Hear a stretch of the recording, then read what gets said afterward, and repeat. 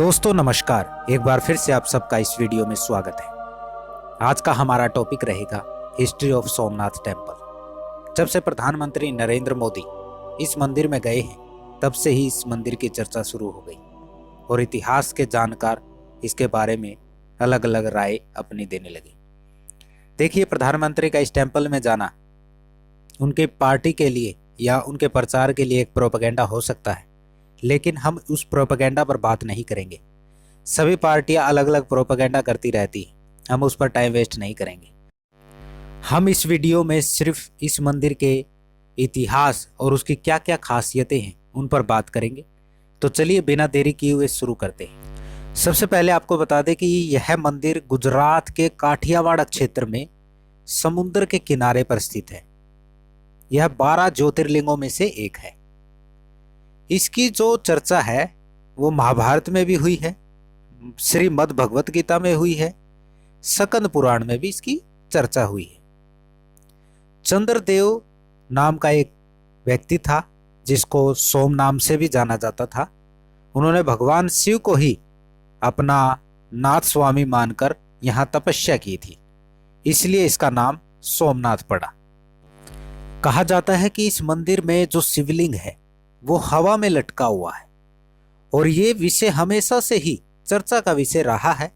कुछ जानकारों का मानना है कि जो आर्किटेक्ट थे उस समय, उनका ये एक नायाब नमूना है कि शिवलिंग चुंबक की शक्ति से हवा में स्थित है। कहा जाता है कि मोहम्मद गजनवी इसे देखकर हतप्रभ रह गए थे, हैरान हो गए थे। तो चलिए अब इसकी स्थापना के बारे में थोड़ी सी चर्चा कर लेते हैं।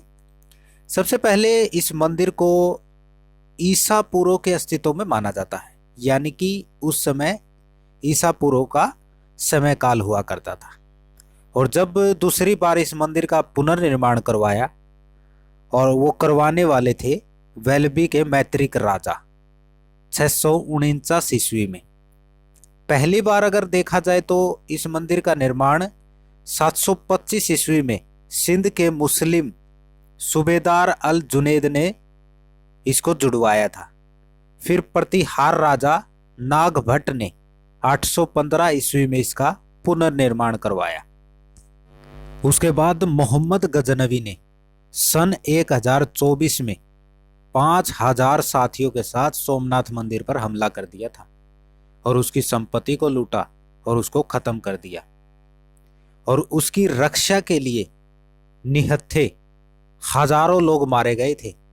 ये वो लोग थे जो वहां पर पूजा किया करते थे, भगवान शिव के दर्शन किया करते थे, और यहां तक कि गांव के लोग भी निहत्थे ही दौड़ पड़े उस मंदिर को बचाने के लिए। मोहम्मद गजनवी तो उस मंदिर को तोड़कर और लूटकर चला गया था, लेकिन गुजरात के ही उस समय के राजा भीमदेव और मालवा के राजा भोज ने उसका दोबारा से निर्माण करवाया। 1093 में सिंध राज जयसिंह ने भी मंदिर निर्माण में उसका सहयोग दिया था। 1168 में विजेश्वर कुमारपाल और सौराष्ट्र के राजा खंगार ने भी सोमनाथ मंदिर के सौंदर्यकरण में योगदान दिया था। इस मंदिर को इन राजाओं ने बनवा तो दिया था, लेकिन इस मंदिर की बदकिस्मती देखिए। 1297 में फिर एक बार दिल्ली सल्तनत के सुल्तान अलाउद्दीन खिलजी के एक सेनापति की नज़र नुसरत खान नाम के, जिसने गुजरात पर हमला किया था, उसने दोबारा से इस मंदिर पर नज़र डाली और फिर से इस मंदिर को तोड़कर और लूटकर चला गया। मंदिर को फिर से राजाओं ने, हिंदू राजाओं ने बनवाया, लेकिन सन 1395 में फिर इस मंदिर की बदकिस्मती देखिए। सुल्तान मुजफ्फर शाह ने मंदिर को फिर से तोड़ा, फिर से उसके धन संपत्ति को लूटा। इस तरीके से इस मंदिर पर बार बार हमले होते गए और 1412 में उसके ही पुत्र अहमद शाह ने इसे फिर से तोड़ा। उसके बाद औरंगजेब आए, जो कि एक क्रूर बादशाह माना जाता था। उसने भी इस मंदिर को 2 बार तोड़ा, एक बार 1665 ईस्वी में और दूसरी बार 1706 ईस्वी में। 1665 में मंदिर तोड़वाने के बाद जब औरंगजेब ने देखा कि हिंदू उस स्थान पर अभी भी पूजा अर्चना करते हैं, तो उसने वहां एक और सैन्य टुकड़ी भेजकर उन सब का कत्लेआम करवाया, उन सब को मरवा डाला। जब भारत का एक बड़ा हिस्सा मराठों के अधिकार में आ गया था, तब 1783 में इंदौर की रानी अहिल्या बाई द्वारा मूल मंदिर से कुछ ही दूरी पर पूजा अर्चना के लिए सोमनाथ महादेव का एक और मंदिर बनवाया गया था। ऐसे ही इस मंदिर पर बार बार हमले होते गए। फिर एक दिन भारत आजाद हुआ। आजाद होने के बाद सरदार वल्लभ भाई पटेल ने समुद्र का पानी अपने हथेली पर लिया और ये दृढ़ संकल्प लिया कि इस मंदिर को फिर से बनाया जाएगा।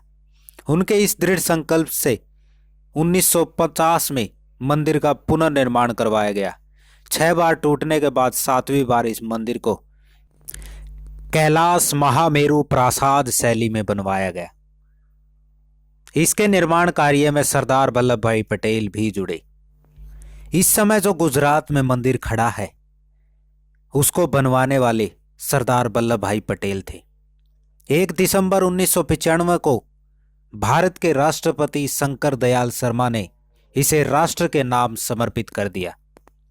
तो ये था सोमनाथ मंदिर का इतिहास।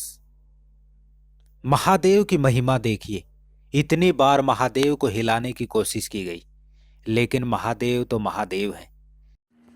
तो दोस्तों, ये थी छोटी सी वीडियो हिस्ट्री ऑफ सोमनाथ।